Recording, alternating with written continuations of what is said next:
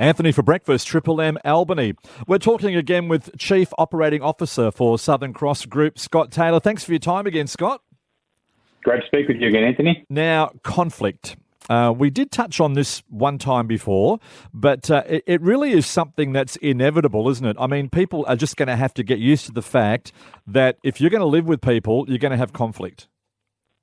Definitely, and it takes so many different forms. I mean, conflict can be anything from I want to go for a coffee or I want lunch. I want to see this movie and I want to go bowling.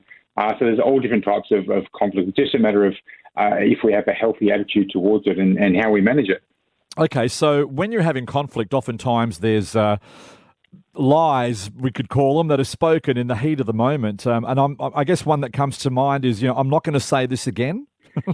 Yeah, it's a very common one, and it's one that definitely happens, I'm going to say, in both family and work life, whether we're driving the car or in all different circumstances. Yeah. And it happens even with our first responders if they're dealing with circumstances as well, like with conflict. So yeah, it's definitely that and many others are sentences that get mentioned during conflict that unfortunately don't work towards the necessary outcome that we're trying to influence towards.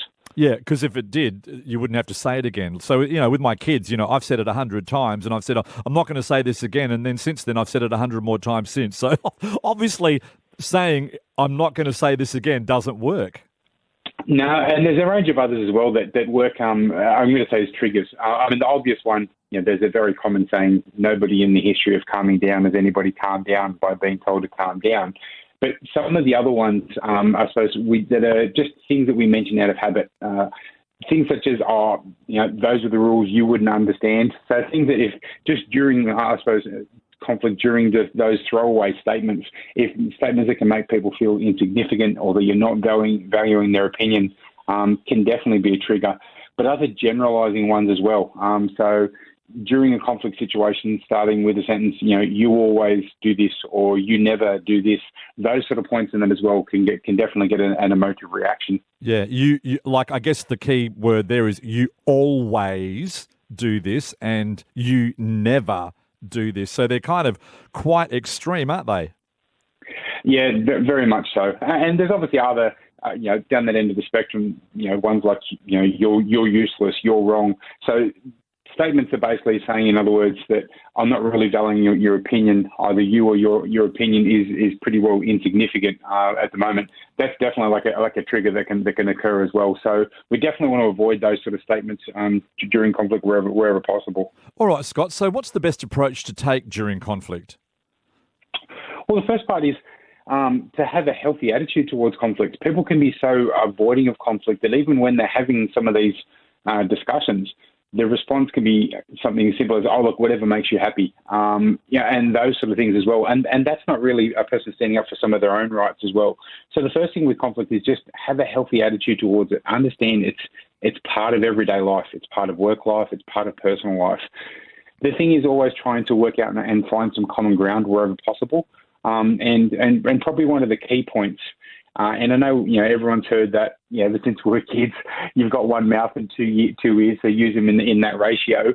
But actually the difference here, I suppose what I'm really saying is really listen. Don't just roll your eyes and while you're rehearsing your next counter argument or practicing your next line. And you can actually, you can see this occur when people, they're really not waiting for the point. They're not absorbing what's getting said during discussions. They're just waiting to throw in with their next line. And so they don't place any weight with that. And they're never going to resolve a conflict situation with that type of approach. No. I mean, one of the things I've heard of late is, hey, look, I'm a nice guy. So what, being a nice guy exempts you from any conflict? Yeah, exactly. And other ones as well, it's, it's not that big of a deal. Why are you making it a big deal? Yeah.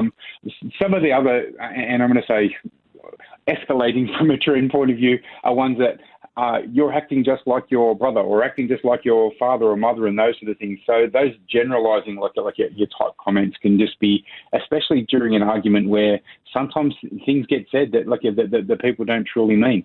Yeah. So some of those statements, you're useless, you're wrong, you're doing these sort of things, it's people acting out of emotion. Yeah. And I think during conflict, if we can stop and take the breath, if we can actually take that moment to listen, there's There's an excellent a statement called about the Batari box, which isn't like an old video game that you and I played when we were kids. It's basically the Batari box says your behaviour affects your attitude. Your attitude's going to affect my behaviour. My behaviour is going to affect my, and it flows from there.